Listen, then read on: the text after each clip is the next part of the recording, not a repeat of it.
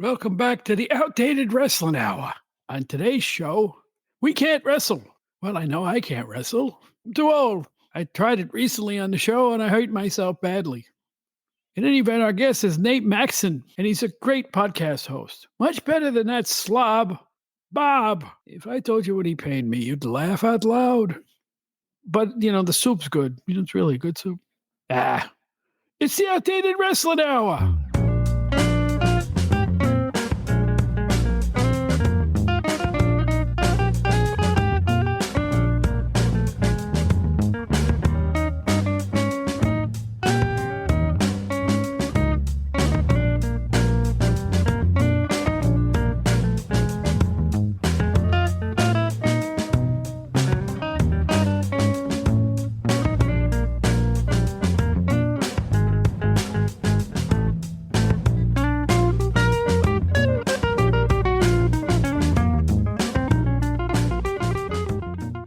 Hi, everybody. This is Bob Smith. Welcome back to the Outdated Wrestling Hour.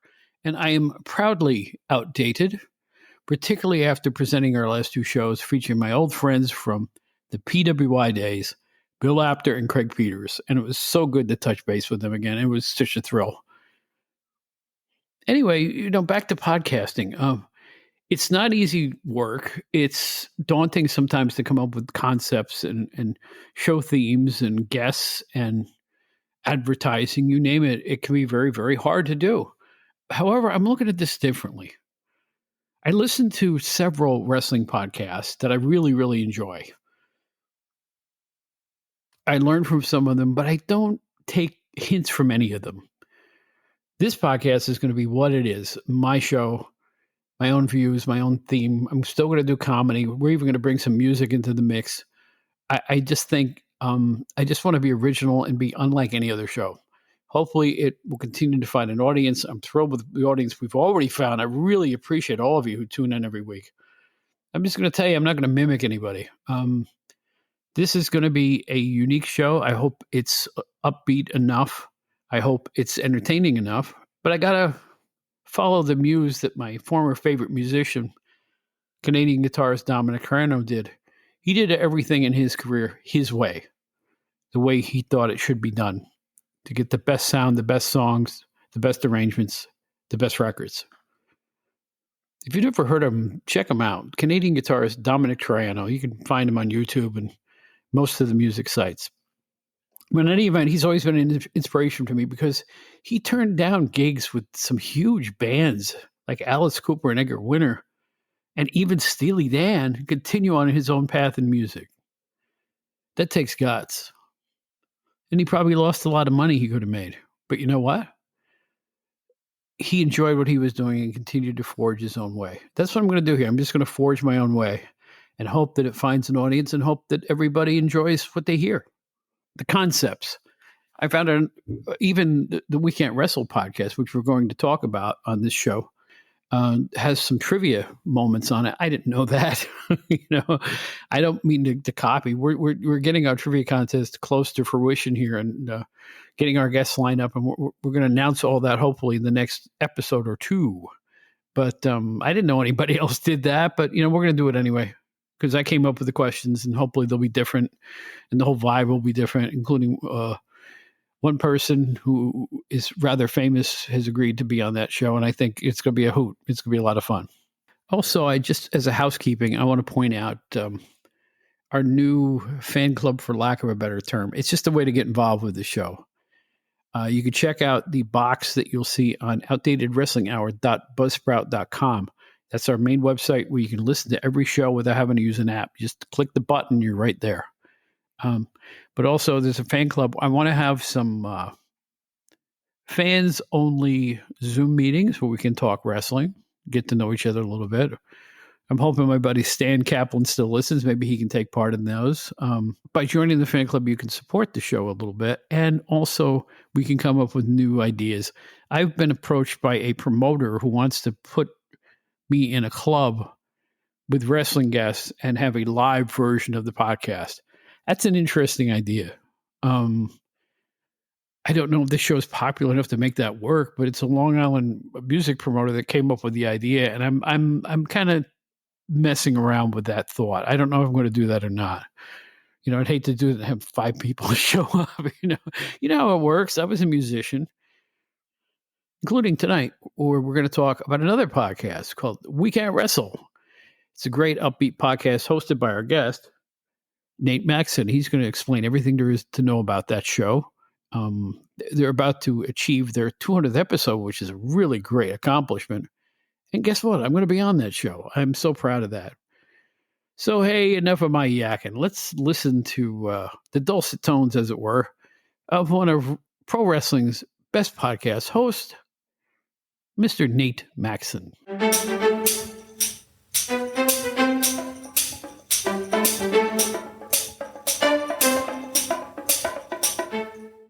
Well, I'm really happy to have this gentleman here. We are cross-pollinating.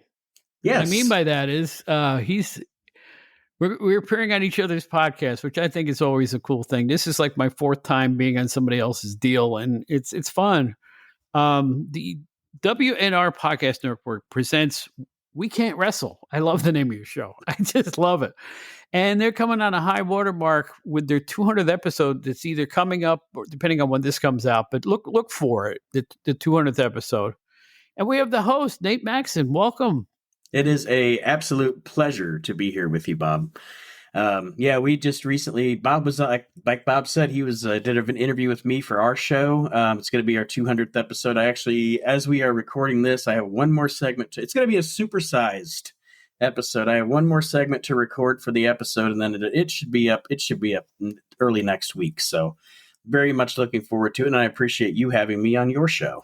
Oh, it's a pleasure. I want, what made me want to have you on is once I talked to you, and then I kind of browsed your show a little bit. I've been peeking at several episodes. And what I like about your show is it's kind of like this one. It's kind of amiable. There's not a lot of heat between you and the people on the show. And it's a lot of fun to listen to kibitzing and the banter that goes back and forth. And you're doing a hell of a job. And to make it to the 200 episode mark ain't easy.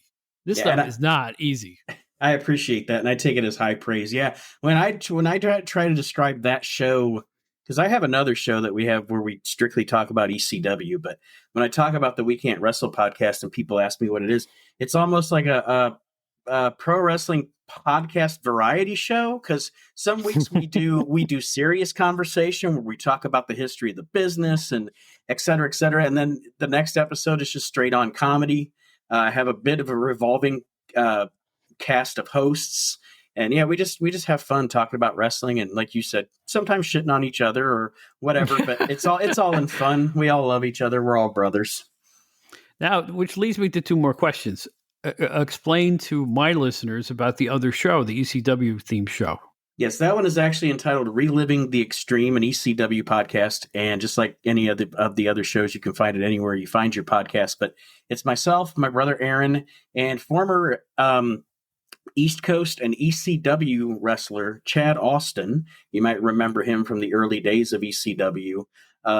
Going through, and literally week to week, we start wherever the Peacock Network picks up with ECW. We started at the first episode, which was, I think, in April of 1993. And we are up to, at this point, October of 1995. So we've been doing that show for a couple of years, but we just review each episode of TV. Sometimes when you have the way ECW worked, when you have a big event, like say fall or November to Remember, then the subsequent 3 or 4 weeks of the TV show are just clips from November to Remember. So if we review a big show, then we get to skip ahead a few weeks and go on to the next TV. But it's a great entertaining. And Chad is a big territory and old school wrestling fan. So sometimes our conversation, if we talk about the show for 60 minutes, our conversation might be a half hour talking about Ernie Ladd. So you never know. You never know where the show's going to go, but it's a blast. I like that kind of thing. That's for me. I like it when stuff veers off into another topic that's as interesting as the main topic. Yes. That's a hard thing to pull off, but you guys are able to do that. So I will say a couple of things. You made me ask a couple more questions here. You brought up comedy. And if there's anything that fills up my mailbox, it's our lead-in on this show, which is usually a character that's named Bob 20 minutes from now. the voice, mainly because that's me 20 minutes from now. That's what I'm going to be like any second now. The decrepit old man screaming for soup. So I people have reacted two different ways to it. They either love it intensely or get it off, just start the show. I don't need this. What's your reaction when you guys do a little comedy? Oh, I think that it is. I think that it is the most fun I have on the podcast. I love talking about pro wrestling. Don't get me wrong, but getting into a little bit of comedy or bringing some comedy to it, I think makes it so much better. It's like sometimes the show, like I said, sometimes the show is serious and historical, and sometimes it's the morning zoo, and I love it. I love, and I know I'd love to talk about it in a little bit, and you may even ask me about it. I don't know. Our Hall of Shame episodes are some of my favorite episodes of the show that we do. Me too. I have that one written down. You must be psychic because it's written right in my notes here. That the last one you just did for 2023 was a gas. That was a great episode. I brought the list. I brought the list of the Hall of Shame. So at some point we may want to hit on some of these names. Maybe you and I can discuss some. We're free form. Go ahead. Do it. Let me bring it up here just real quick on my handy dandy mobile device. The first year, because we've been doing it on the show for I think about 3 years now, and just a few from the first inductions, the Ding Dongs. Oh hell yeah! Remember the Ding Dongs they were the first induction into our Hall of Shame from WCW. I will never forget that because I had people over at my house and I was working for PWI at the time. And here comes the Ding Dongs. I think they made their debut in a Clash of the Champions, if I'm not mistaken. Yep. Yeah, I think it was the Clash of the Champions that was in that military base. The place looked like it was sizzling hot. Right. I forget where it was at, probably somewhere in the Carolinas. But anyway, I got guests over. And here they come running down the aisle, bringing their bells, and they got bells attached to the ring post and all this other stuff. And the comment going around the room was, "What the F am I looking at?" I mean, you didn't even have to be involved or a wrestling fan to go, "This is the stupidest thing I've ever seen in my life." And it pretty much was. Yeah, it was awful. And I always try to emphasize too, when we're doing the show, I am not a wrestler. And one of the impetuses of the name We Can't Wrestle is I think that the most disrespectful chant that wrestling fans have is "You can't wrestle."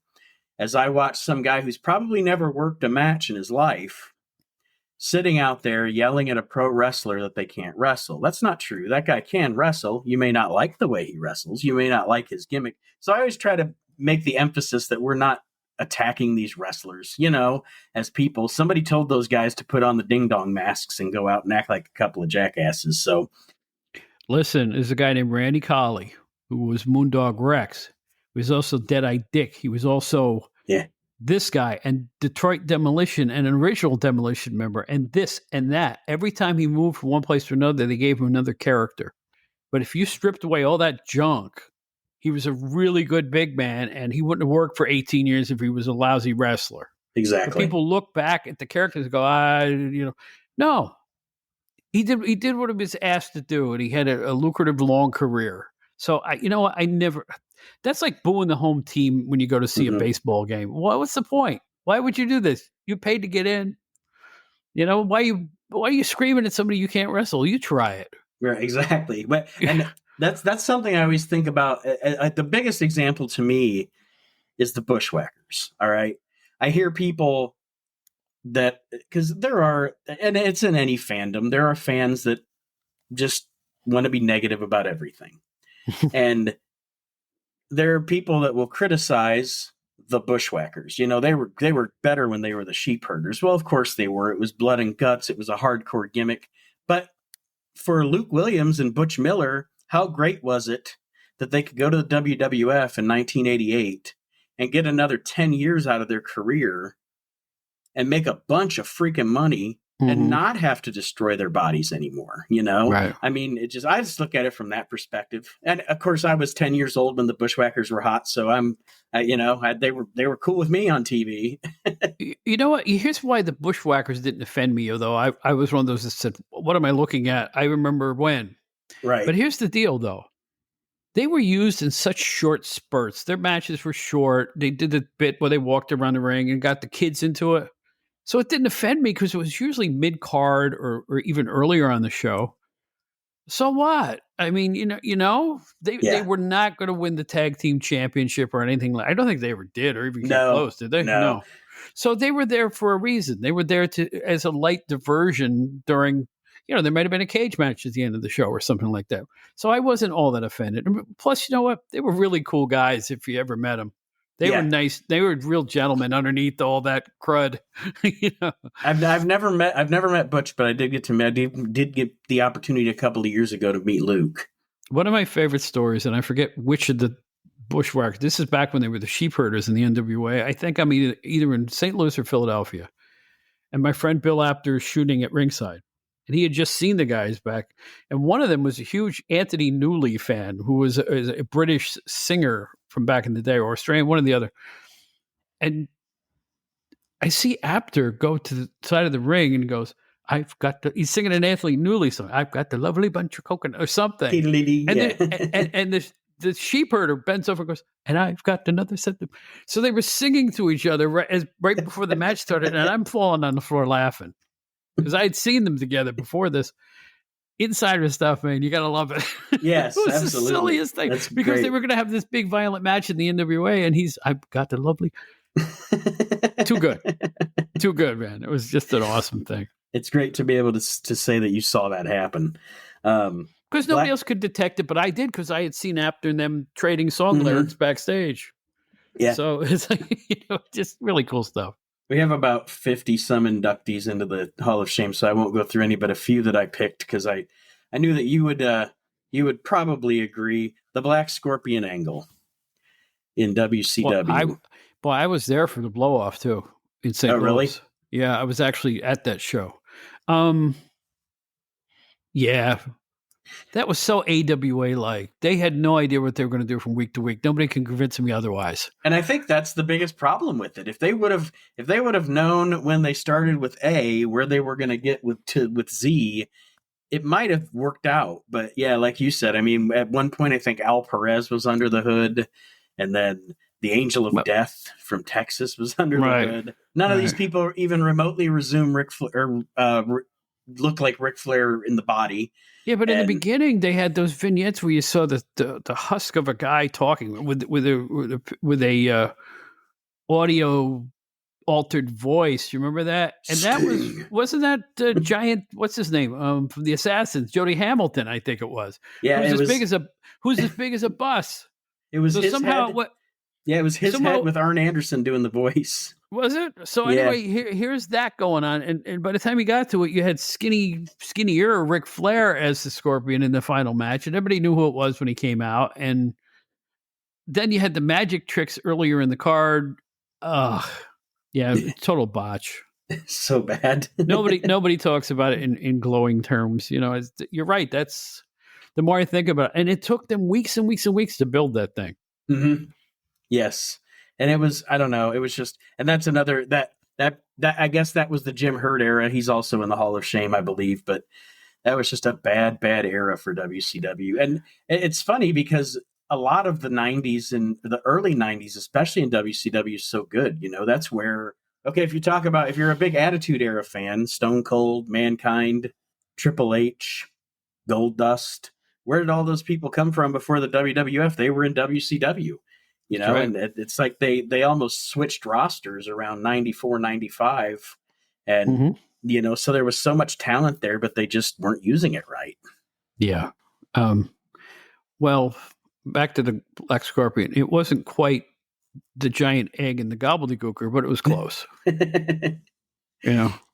We actually also inducted an entire pay-per-view into the Hall of Shame. It was the Heroes of Wrestling pay-per-view. Oh, if you remember that debacle? Oh, heck. I actually saw videotape of that after it was originally. I hadn't seen it when it was first released, but holy smokes, what a mess. See, that's the result of somebody who doesn't know wrestling putting a card together or something like that. You know, you could tell it was haphazard and slapdash, and there were a couple no shows, and then there was one, I think, good match on the show, but the rest of it was, and Jake, yeah, I can't even. Yeah, the only good match on that entire pay-per-view is actually it is Too Cold Scorpio against Julio Fantastico. That's the only match on that pay-per-view that was any good. And like you said, it's just, you could tell that the performers on the card were just there to take the marks money. Yep. They didn't care about the show. They didn't care whether it was a success or not. They probably already got paid ahead of time. So they're giving their least good performance. And then, God, Jake comes out and it's almost sad. He's a mess at the end of the show, Jake the Snake. Oh, yeah. And it's not even, it's one of those things where it's not even funny. It's no, it wasn't funny. You feel bad for him, like, man, I wish you could get your demons under control. Because what a performer. He's one of the all-time greats. He really is. Yeah, and it's just sad. The only surprising thing about that pay-per-view was that Herb Abrams wasn't there somewhere. Because it had that same vibe. The UWF, which I attended a lot of the early shows in New York, you got the sense it was just, it's like they drew names out of a hat, and they would book nobodies, so we're going against legitimate main eventers, but put them on an even level. Nothing seemed to jibe with Herb in that term. And again, I like to look at things strictly from what happened in the ring. I know what happened outside the ring and what kind of a fellow he turned into. I'm looking at it strictly, as the product, the quality of the matches. And with all that talent, matches were no great shakes at all. How do you do that? Yeah, it's. I think we've actually on the show reviewed a couple of those shows too, and it's just there was one, I don't remember which one it was, if it was the Blackjack Brawl or if there was one where you look up and down the roster and it is a talented roster that he actually had. It's just booked horribly. And then there's another show where, like you said, the roster, like, what is going on here? I don't know. Half of these guys, I don't know either who they are or why they're in the position they're in, or why is this guy a babyface when he should obviously be a heel? Or no idea. I mean, it just crazy. Well, when Herb started putting himself over, it was over. Yeah. It was over against a no-name manager guy. I mean, it was just dreadful. There was no entertainment value to it. It was over. That was done. I just wonder how the ice cream bars were. That's all. Or the cookies. No, they made cookies. The remember the Herb cookies? The Herb cookies. Herbie cookies. I'm sure. And the B. Brian Blair cookie, they're honey flavored for his valet. After a minute, I laughed. Other than that, but Cactus Jack was there for a while. I mean, had a couple of decent matches, and I remember sitting in a balcony at one of the venues watching it, and for a minute or two, it looked like it was going to have legs, just for a minute or two. And then the next time I came, it was like, it was a mess. Yeah, I think it was the first show they actually had one of the main events was Cactus Jack versus Jimmy Snuka.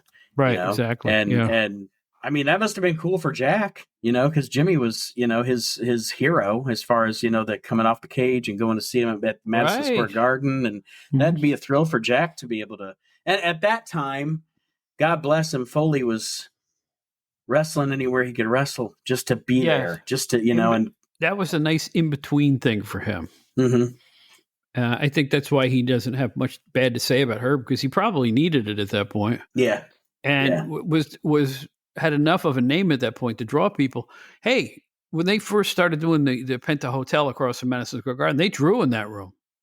I mean, the first one looked pretty much sold out, and the second one was a big crowd. I don't know if it was as big, but they drew people. People wanted an alternative then. And boy, did they blow an opportunity, but they didn't have the right mindset. We'll put it that way. Yeah. And I mean, it all starts at the top. It all starts at the top. Yeah. There's a reason that that Vince McMahon is a billionaire, and people can say what they want about him as a person. He might not be the greatest person, but a hell of a businessman. So There's a reason he's the billionaire and everybody else is out of business, you know? I always put it this way. When I was a kid, the WWF promoted in Albany, New York, near where I was from. And when you went to the Armory to see a show there, they literally sold you tickets out of a El Producto cigar box. And they didn't even have cash for it. They had a cigar box, and they would make the change out of everything. And the little, paper tickets. Cut 8 years later, and then the Glens Falls Civic Center drawing 15,000 people. Mm-hmm. So you tell me that he's not a genius. Right. Yeah. Yeah. Same promoter too. Ted Bailey was doing Glens Falls, the guy who did the old Armory. They grew so much in that short period of time. Like I remember going 77, right? So by 84, 85, they'd moved to that bigger venue and they were a big deal. You blinked your eye and they went from selling tickets out of a cigar box to major civic centers. Yeah. And who else has done that? I'm not trying to yank the show all over the place. I know I keep jumping around, but no, I like it. It's fun. That's what I always say about Vince is again, you hear about some of the stuff that he's done as a human being. I mean, lots of people do lots of questionable things as human beings. My conversation about Vince will always be about being the businessman. And actually, I inducted into our Hall of Shame old Vince because I'm a kid. I was born in 78, so I'm an 80s, 90s kid. Mm-hmm. And so the WWF, I grew up here in Ohio.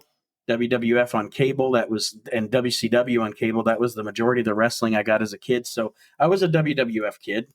And as I got older, Vince McMahon got older. What Vince McMahon thought was good, I didn't think was as good anymore. The past maybe 10, 12 years, just his I don't know if he went insane or what it was, but it's like there's 2 or 3 different Vince McMahons as he's gotten older, Yeah, I agree with that. Yeah. I mean, what he did during the pandemic was the most bizarre wrestling presentation of all time. I mean, it was, you remember the eyeball thing and, and burning Bray Wyatt alive and all this. You could tell that was all Vince, and you could tell he was just desperate because he couldn't go on the road. I have a theory about that stuff. I think that Vince McMahon loved the pandemic for 2 reasons. First, I think at this point in the way that television wrestling is, it's not necessarily about selling tickets. It's more about selling TV rights. So he probably wasn't even terribly disappointed about not being able to have a crowd because now he can control the crowd noise. And secondly, I think Vince McMahon, they always say Vince McMahon looks at wrestling as a dirty word. He wants to be an entertainment company. And I think the pandemic, without being able to have crowds and with being able to do all that cinematic crap that they did, I bet Vince loved it. I bet he was like, this is finally what I want wrestling to be. I really do. But what's amazing about that period too, the pandemic, is I think they made really good profits even though they weren't on the road. Yeah. Because all that expense of having to move from here to there to here to there was eliminated. So whatever they brought in from television, and everybody was at home watching TV because you couldn't go out. Exactly. Remember the height of the pandemic. So I think they did very, very well financially at that point, putting out a product that was as weird as anything he's ever put out. Yeah. He goes through these phases.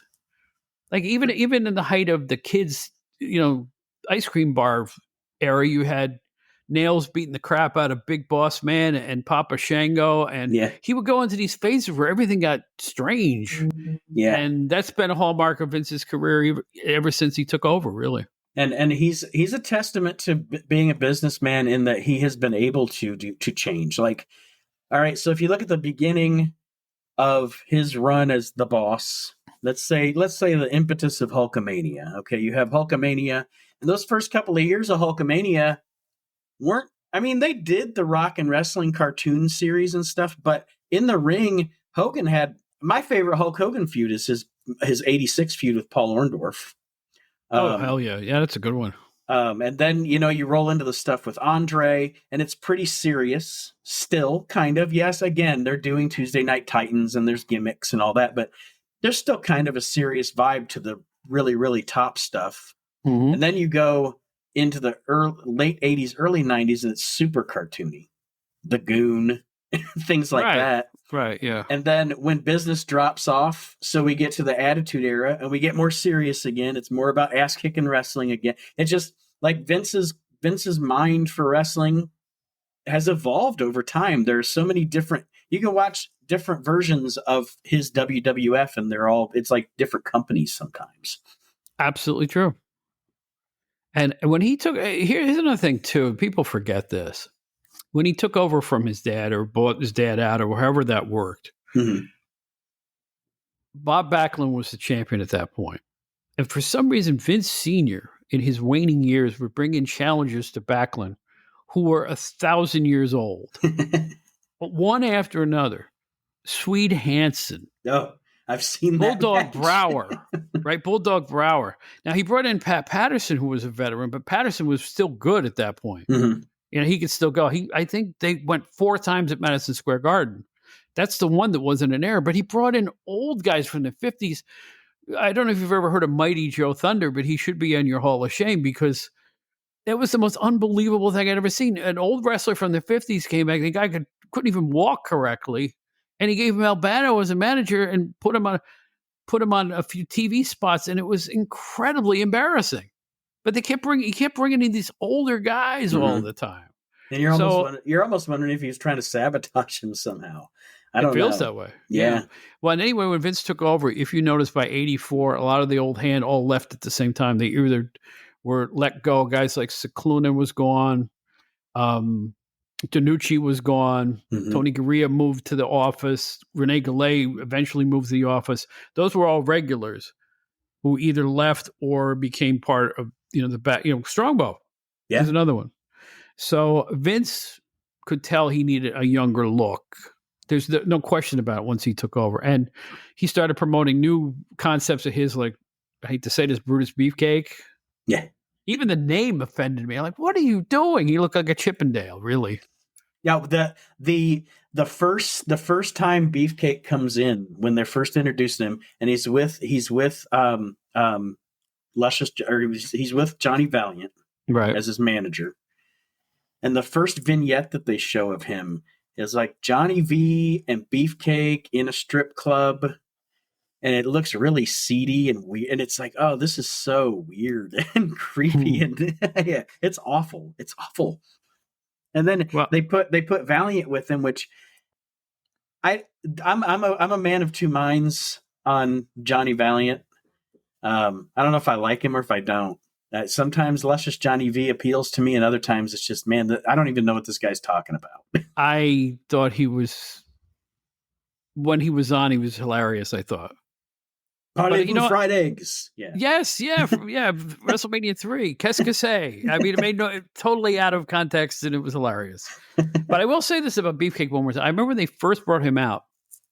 I remember there was a Tony Garea match on television, and here comes Beefcake, and all he did was circle the ring doing a strut. And McMahon is going, look at the physique on this. And I'm thinking, it's not that great. Look at this guy. He looks really special. And I'm like, what? And then he took somebody on TV, and I think it was Garea again. And I think he beat him with a knee lift, which wasn't much of a finisher. Right. Knee lift, boom. And they showed a replay, and McMahon is going, oh, wow, what a move. And I'm thinking, it's a knee lift. He didn't even say he could, but at least said it was a loaded knee lift. No, there was nothing to it. And I'm like, what in the world? So talk about it. Well, we know why he got pushed. We know why Beefcake got pushed. I got nothing against Brutus Beefcake. There's another guy who had 18 guises, right? Yeah. Yeah. The Zodiac. The Zodiac. The Booty Man. He was the Booty Man. He was actually the worst name for a wrestler ever. He was actually, for a brief amount of time, called the Man with No Name. That's right. Which, ironically, is a name. Yeah, that's true. Yeah. When you really think about it, you're right. Holy smokes. Oh, you're bringing back some bad memories. That's like, as much as I love Chris Candido. Right. When Chris Candido used the no gimmicks needed Chris Candido, I was always like, Chris, that's a gimmick. No gimmicks needed is a gimmick. It doesn't make any sense. I don't want to get maudlin, but I really liked Chris. I met him when he was first starting out. I remember, I believe he was setting up rings for the NWA just as a part-time thing. And that's where I met him and Tammy long before they even started wrestling. And then when he started wrestling, I was at a lot of indie shows. And then when I went to Memphis, he was at a show. So I got to know him a little bit. And I thought his head was screwed on right. I thought he was super talented. And all I can say is what a loss. Oh, my God. Yeah, I have contended for years that if Chris Candido would have been 6 inches taller, he would have been a world champion. Good point. I mean, he had everything. He had the charisma. He had the look. He just didn't have the height. Well, you know what? You know what, though? Seriously, enough charisma can make up for that. I mean, look at Taz. Look at Bill Dundee. True. You know, these guys were short in stature, but you look at Kevin Sullivan. Mm-hmm. You would forget he was not as tall as everybody else, but he was such a monster in his heel phase that it didn't matter, you know? That double leg stomp, you know? It's like it made up for, you know, his lack of vertical acuity. So so you know what I'm saying? If you have enough charisma, and I thought Chris had that charisma, but I think that charisma was buried in the bad character that WWE gave him. Yes. And then by the time he got to ECW, and you know, his mental state and all his, you know, the problems with Tammy and all of that stuff. I don't know. I think it just kind of, I think that also hindered him, you know, probably behind the scenes, me not being a promoter or booker that ever worked with him, you know, maybe people look at that as a liability, you know. You don't know what shape Chris is going to be in or what's his mental state, you know, because he really did put himself kind of through an abusive thing with Tammy in the long and short of it. But I don't even want to talk about it. As someone who has been in relationships, plural, the things we do for love, like 10cc once sang. You know, I don't know what else to say. You know, it really will cloud your mind, make you not see straight. I don't want to cast any aspersions on Chris. I wasn't around at that point. So, but he was a super talent. He was born to be a wrestler. I totally agree. And, all right. We love you, Chris. We do. He was a fantastic guy. We really love the guy. He's one of my regrets that he's a guy that I always wanted to meet in person, but I never got the chance to meet him in person. And I just kind of fell into meeting him several times. And, you know, it was just, you could tell there's certain guys I met that I could tell they had it. I'd always thought Mick Foley had it. The first time I ever saw Mick Foley work was at a sold show in New Jersey. He was Cactus Jack, I guess, at that point. And he took on Damian Kane, who was a heel manager in the East at that point. They were the opening for they had this huge sold show with the Rock and Roll Express and the Midnight Express and Wahoo McDaniel versus Manny Fernandez. And on the list went, and there were like 14 people in the crowd, but it was a sold show. I think a charity, you know how they work sold shows? Yeah. Nobody showed up, but these guys worked as if they were at Madison Square Garden. I got to give everybody in the card credit. Wahoo McDaniel juiced. I mean, really? In front of about 14 people. I'll never forget this card. But the opener was Damian Kane versus Mick Foley or Cactus Jack. And they worked their butts off. And I said, wow, this guy, he really wanted to be here. You know, this guy really wanted to make an impression. And I think he did. Even though it was ostensibly an NWA show. And I think they threw these guys on at the beginning. I could just tell something special about him even then. You know, some people you see and you go, oh, man, this guy's got it. I always thought Taz was that way, too. Yeah. There's something about him. It was just – and he had to work his way through that Tasmaniac early gimmick in IWCCW, which was just a growling savage. But, you know, the passage of time and some good matches will make up for a lot of things, including your character. Yeah. Yeah.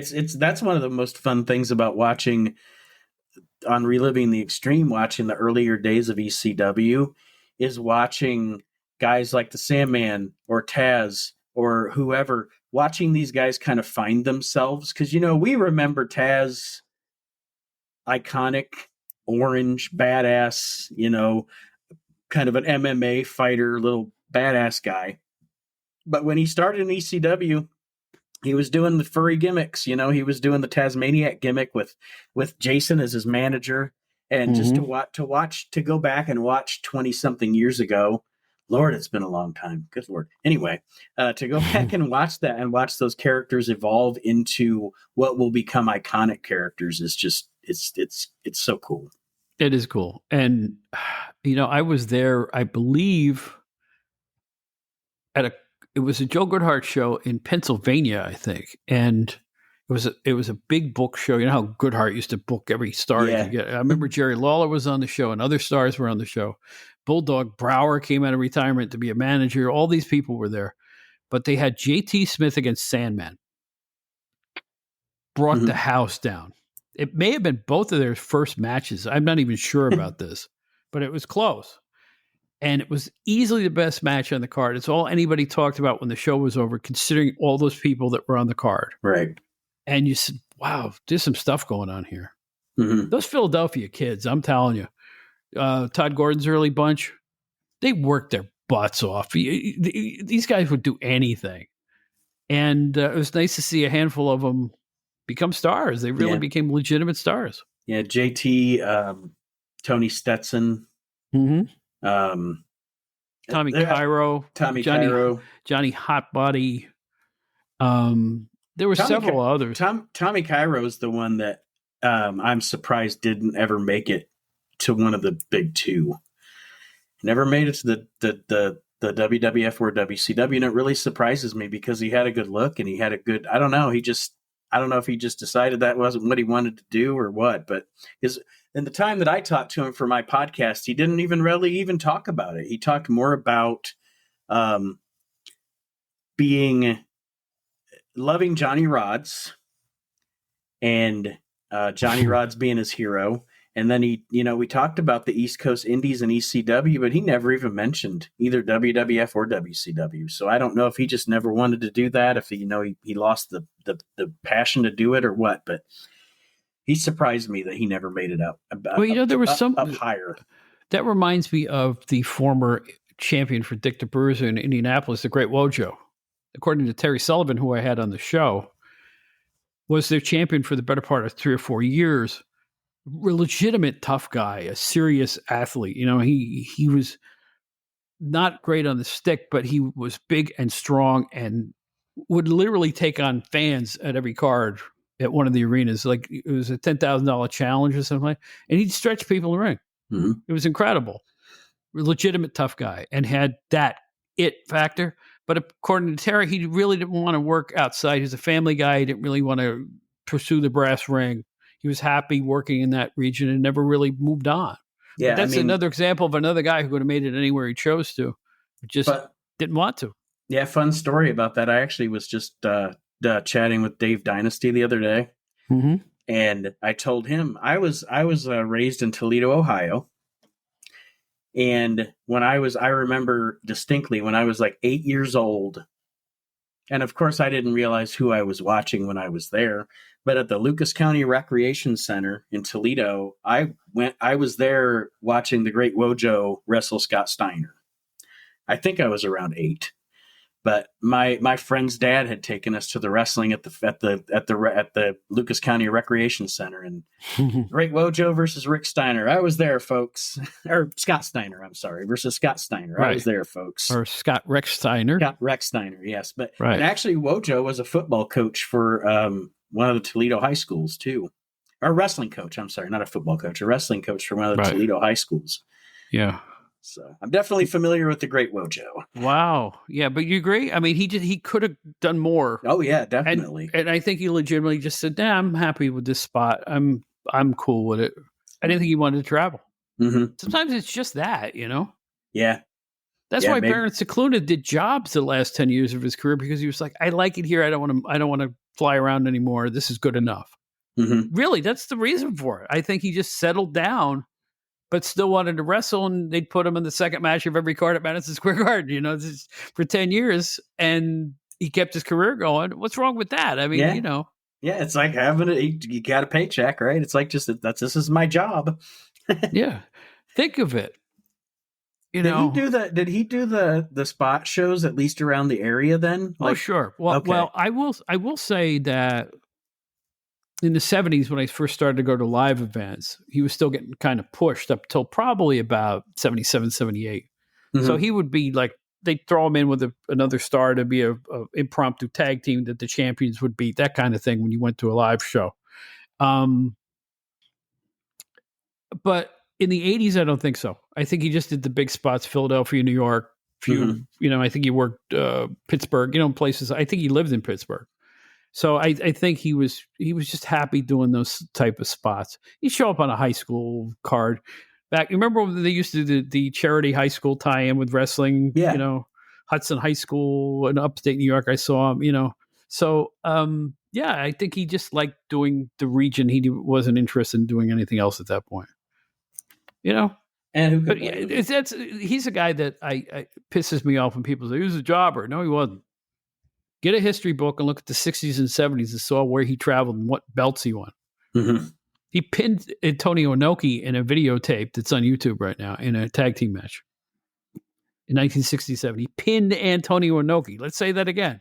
He pinned Antonio Inoki, ladies and gentlemen. I know what it sounds like. It sounds like Frankie Williams pinned Ric Flair somewhere, but it's like, but it really happened. He was that level of star for about 10 years at that point. So don't call him a jobber. He happened to be old when he was jobbing. Right. Yeah. I think that's more of a, because I find that and I say this, I'm 44, but I find that a lot in my generation and then the generation after mine is that because of the way wrestling's presented now, a lot of times a guy gets older and then he just, he has his career younger and then he fades out in his old age and he's gone. Whereas with Cicluna's generation, a lot of those guys stuck around. I don't want to say past their welcome. That's not what I'm trying to say, but they stuck around in the business because that's what they knew. And it was a different kind of business. And now it's time to give back to the younger talent, Mm-hmm. And I look at that and I see exactly what you're saying, but I think I'm he was happy. He was happy to job at Madison Square Garden for Eddie Gilbert when he was young. Mm-hmm. Or I remember Don Cronodle coming over from the NWA, gave him a first push. He was happy doing it. There's a need for guys like that, or at least it wasn't the way wrestling was presented then. You needed people who were willing to put over new guys to help make new stars. What's wrong with that? I mean, I don't understand people. Well, it's just a job. Get out of here. You don't understand the psychology. And that's one of the things where I know this is off on another rant, but that's one of the things where I get a little miffed when people, especially, one guy in particular, when John Cena comes back every now and then, people say, oh, John Cena again. John Cena's going to be at WrestleMania, blah, blah, blah. Why do we got to have John Cena, actually, for all his comebacks in the past 4 or 5 years since he stopped wrestling full time, I don't think he's won a match. When he comes back to put over a new star. Because I think, and you tell me if you think I'm wrong, and I think John Cena is the last. John Cena and Randy Orton are the last ever old school wrestlers. Good point. They're the last guys that are ever going to be like that, Randy probably because he's got it in his blood from his dad. And then John, everything I've ever read about John, the veterans loved John. Like Harley Race loved him. They all saw what Vince saw in him as a star very early that he was going to be. And I just don't think they make him like that anymore. And he's like the last of a breed. I agree with you. And you're right. The last few big appearances, that stupid cinematic match with Bray Wyatt at WrestleMania, he lost that. Yeah. He lost to Austin Theory. Mm-hmm. So he's helping perpetuate. He's a company man. What's wrong with that? Yeah, exactly. Because he's such a legend, he can take a pinfall loss. It's not going to kill him. If he goes away for another 18 months and comes back, people are going to show up to see him. And his exemplary work for charity is off the charts. Oh yeah, I can personally vouch for what he has done in the local area here, and he's an incredible guy that way. And how cool that's is why it he never turned. That's why he never turned heel. Yeah. Well, and how cool is it that he specifically asks that they don't take cameras. You know, I mean, I know WWE does sometimes, but he would prefer that his charitable work not even be discussed. You Right. know, he just does it because he's a great guy. Yeah, and there's another thing too. I could say this for, and I'm not going to spell it out, but from personal experience, I know the incredible work that WWE does with certain charities. It's off the charts for Make a Wish and other people. It's incredible how much good they do in the communities here, and they don't, for Susan B. Komen. I mean, it's like they do this as a matter of fact way of doing business, and I don't think they get enough credit for it. Right. I I agree. really I don't. agree. I really don't. I mean, you can be cynical and look at all the backstage stuff and Vince McMahon and all this other stuff, but as a corporation, they put their money where their mouth is. When they do a charity thing, they're not faking it. They really work it. So, it's easy to be cynical, but if you look at the facts and meet people that they've helped, like I have, please don't come to me with that bromide because you're wrong. It's a legitimate thing they do with charity. Yeah, and they also, as far as wrestlers go, if you have worked there or haven't worked there, if you're a wrestler and you want to go, then you need to go through rehab. They'll put people through rehab. You know, even if you don't work for them. You know, they offered Scott Hall rehab when he didn't work for it. It just, I don't know. They're a much more generous company than they get credit for, like you said, a lot of the time. But bad press is always the press that people focus on. So Yep, absolutely. That's the world we live in now. Well, let's take a right turn. I want to talk a little more about your podcast. Okay. Some nuts and bolts, okay, for Sure. people listening who might want to tune in, and I hope they do once they hear this. When did you start it? The first show that we did was in March of 2017. Okay. That's a good long time now. That's a nice run. Holy smokes. 18, 19. See, I have to count on my fingers. I'm old. 7 years. Right? Yeah, going on 7. Yeah. Wow. That's a nice achievement. It really is. The first probably, oh man, I'll tell you what, the first like 30 episodes, I was getting my feet wet because I do all my own audio and editing and everything. So I was just boom, let's do this. And it sounds like we're talking to each other on a phone from 1985. And the edits are terrible and it's choppy. And I mean, the content is still there. The humor is still there. The conversation is still there, but it sounds like crap for those first like 30 episodes. But are you kidding? I started this in January and I listened to my first show to the way it sounds now.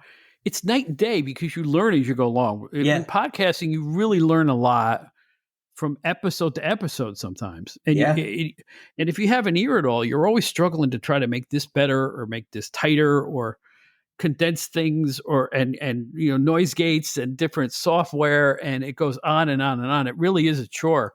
But I think the fun is when you finally nail something and it sounds really good, you go, yeah, that's it. Yeah, that's it. Yeah, that's exactly. It. Bing, it's like the little bell goes off. So it's a fun thing in that regard. I was looking over your show and I noticed some shows are shorter, some shows are really long. Mm-hmm. Do you find that doing longer shows helps or hurts? Because when I first started, I was keeping my shows at a half an hour. I've stopped that, obviously. And people went, oh, it's so succinct. We like the fact that it's short. And then other people contacted me and said, no, you could be a little longer. I'd like to hear more. Mm-hmm. So what's your philosophy on the length of your show as to get the most for your listeners? You know what I'm saying? How did you determine how long you're going to go? The shows, when we first, and a lot of the ones I think you saw that were longer were probably in the earlier days. Mm-hmm. Because when we did start the show, I thought as time went on with each show, we did too much. I thought that they were too long. And then I haven't really looked in, to be honest with you, the server that I use now, I used to use, I believe, Podbean. Now I use Red Circle, but they would actually, the one that I used for a while would actually show you could even break down into an episode, how long are people listening? Yeah, sure. And I found that it looked like about 90 minutes and then you get some fatigue. And I'm sure I'm no Jim Cornette. I'm sure Jim Cornette can do a 4-hour show, and there are people that listen to the entire 4 hours and satiate for it. But I'm no Jim Cornette. So yeah, neither am I. I could never be Jim Cornette, right? what I've found, and just for me personally, recording and then looking at that data that I would look at sometimes, it seems like shorter is a little better. Between an hour and a half. Because we did at one point, we had some shows that were like 4 hours long, and it's like, this is too long. We're trying to put too much into one show. Now I'll do that for something special. Like I'm going to call episode 200 a supersized episode, because it's the 200th. So I'm recording a few different segments for that one, so it might be a little longer. But I think around where your show's at, or where our Reliving the Extreme show's at, between an hour to an hour and a half, perfect. I agree with you. I agree. My opinion. Yeah. Here's my philosophy on it. I'm giving these shows the time they deserve. Like I'll do a 45-minute show if there isn't enough meat. Like the after show was only about 36 minutes long because I wanted to get that on the air, that interview. And I didn't want to pad it with a bunch of junk, just talk for no reason. So I kept it with a wraparound on the beginning and the end, but I don't want to bore people. I don't want to bring back some memory of, being 17 or something. Get to the point. I want to be as succinct as I can. Mm-hmm. But by the same token, I really want to entertain at the same time. So some shows that are more entertaining will be longer. And if I only have enough material to do a half hour to 45 minutes, that's going to be the length of the show. Yeah. Yeah. Sometimes Aaron and Chad and I think Aaron and Chad on. Oh, before you go there. Sure. Talk about your staff, your crew, everybody that's involved with the show. There's myself, of course, my brother Aaron, who he is 4 years younger than me. So I made him a wrestling fan, and we've been wrestling fans all our lives together. So obviously the natural thing was, if I'm going to do a wrestling podcast, I want my brother with me. So he's one of my co-hosts. Another buddy of ours, Kyle Army, Archie Mitchell, Mark Brew. Those are my crew kind of for the We Can't Wrestle podcast. And then, of course, for Reliving the Extreme, my brother Aaron and I, and then Chad Austin are on that show. So we got a big family of friends. And then there are other guys that come on from time to time that are just buddies of mine, but that's the main crew. And it's kind of like I said, it's like a variety show. One week it might just be me and my brother. The next week there might be 7 of us on the show. It just depends. And you know how that goes, scheduling and everything. People have real lives and work lives and wives' lives. And it's a podcast and nobody's getting paid to do it. So have you had any run-ins with criticism and or let's say a wrestler who didn't like what you said or anything like that? Have you achieved any controversy? We'll put it that way. Not terribly. I haven't really had any negative feedback from anybody in the business. Sometimes you get a listener or somebody that doesn't like your show that wants to put a comment in or something. Like I remember we had a guy comment on one of the Reliving the Extreme shows.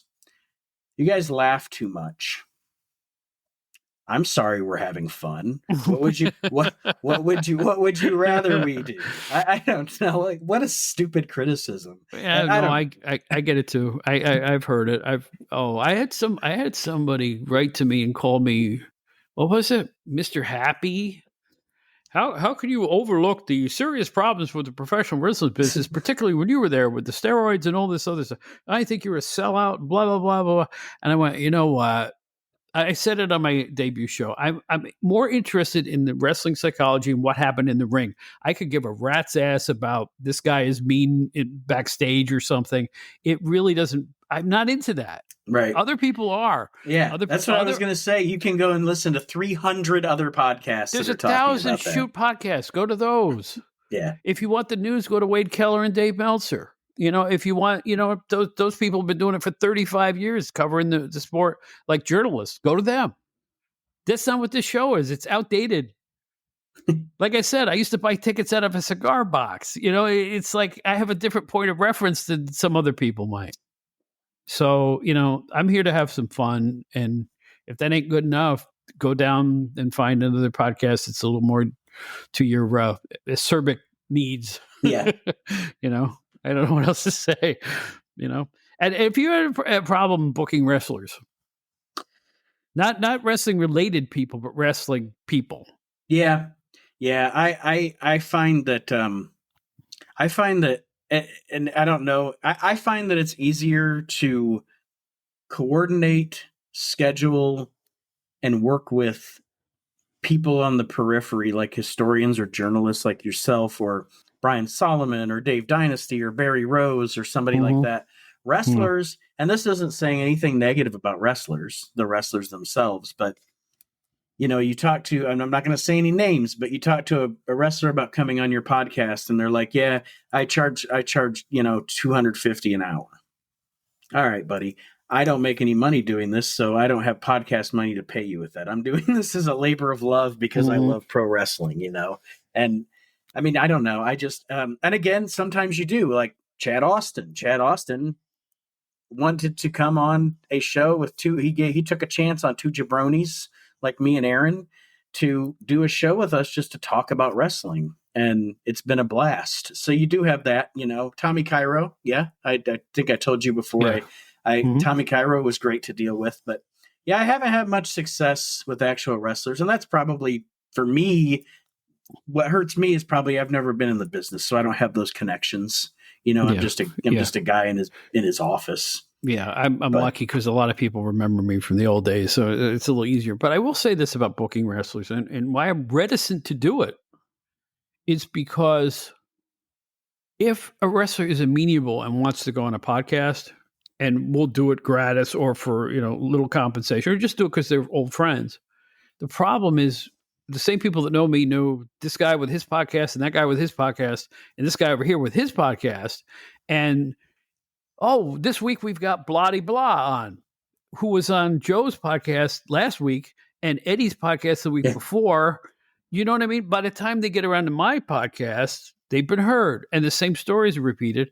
And people, I will tell you, will not listen. Yeah. It's so funny that you bring that up because I just watched an episode of the Larry Sanders Show the other night. One of my favorite shows of all time, where they're doing that with David Spade with the talk shows. Like Larry's concerned, David Spade was just on Leno Tuesday night, and he was just on Arsenio last week, and now he's gonna come on our show last.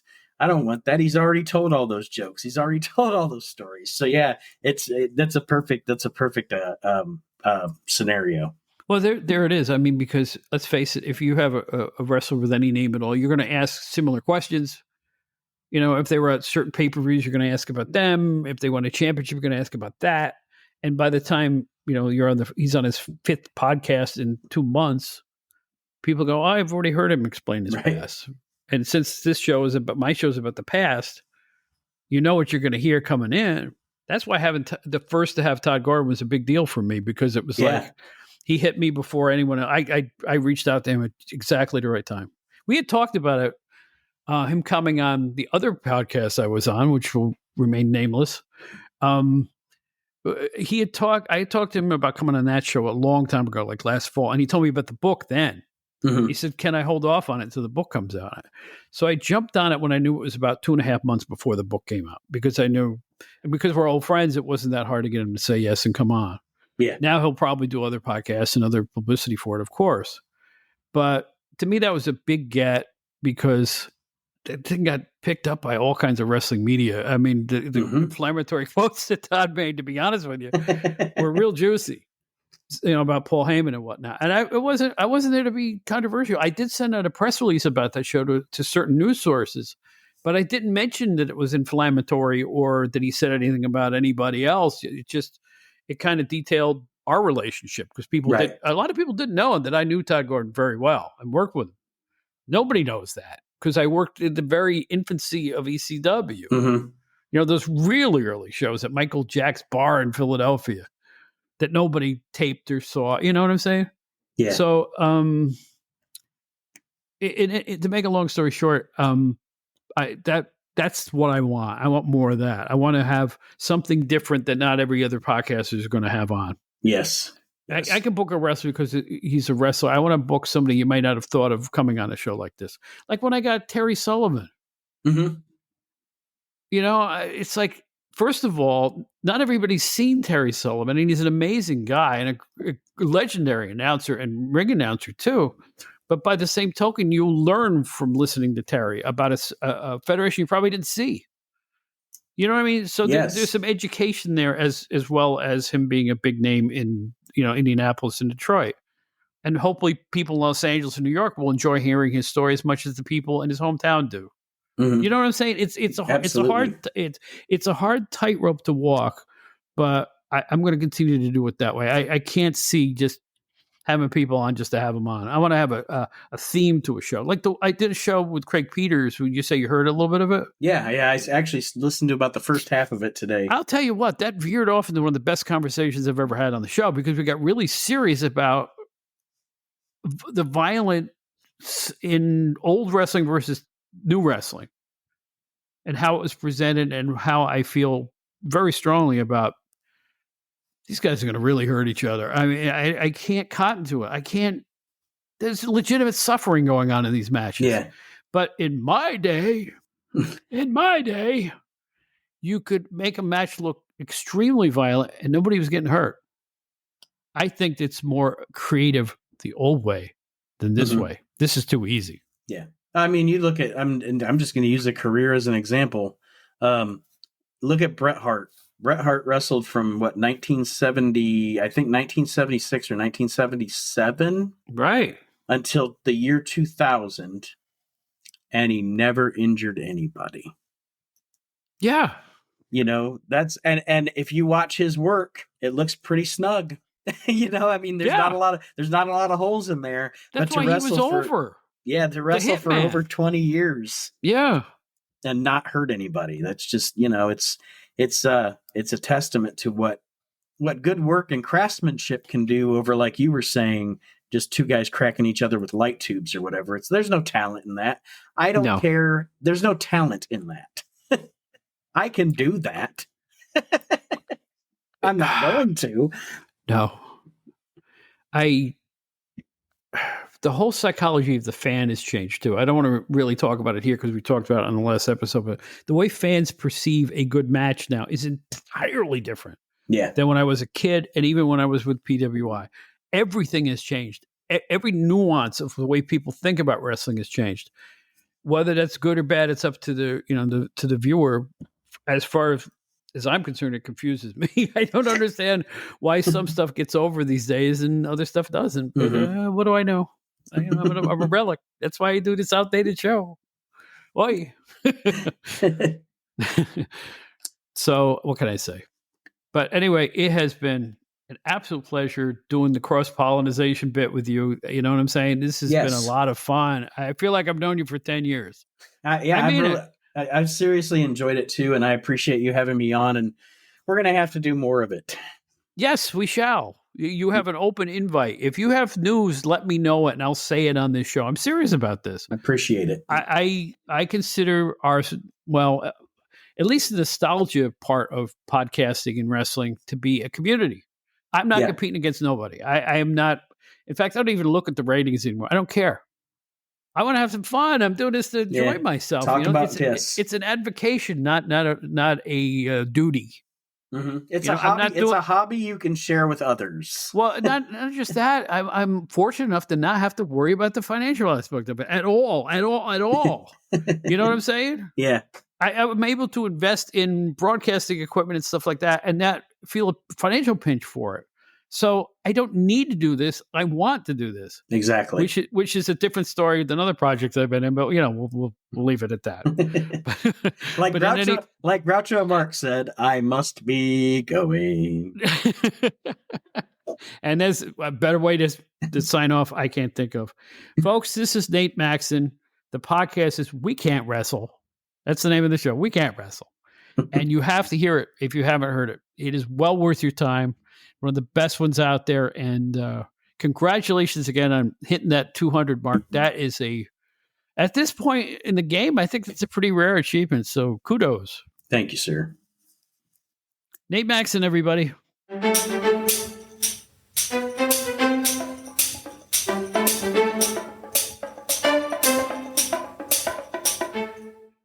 So So anyhow, I got to do my usual housekeeping here.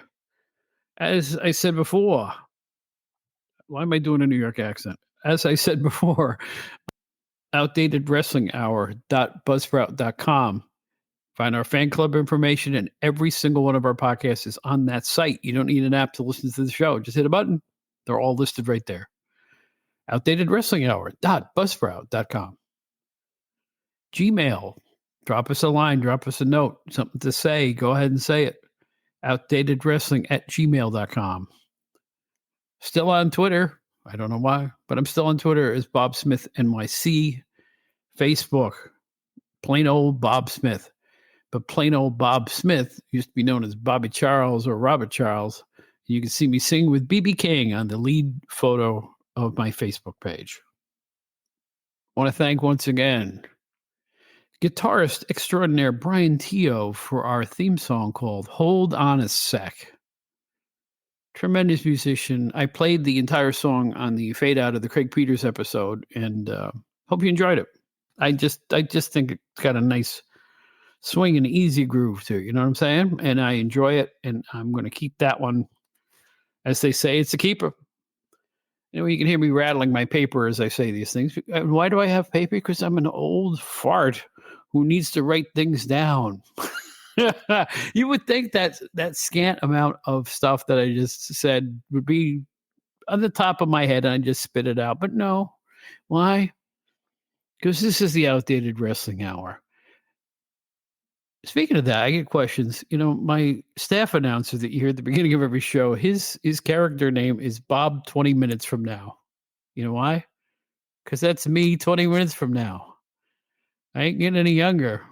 But as I age, I intend to live every moment to its fullest. And I suggest you do that same thing.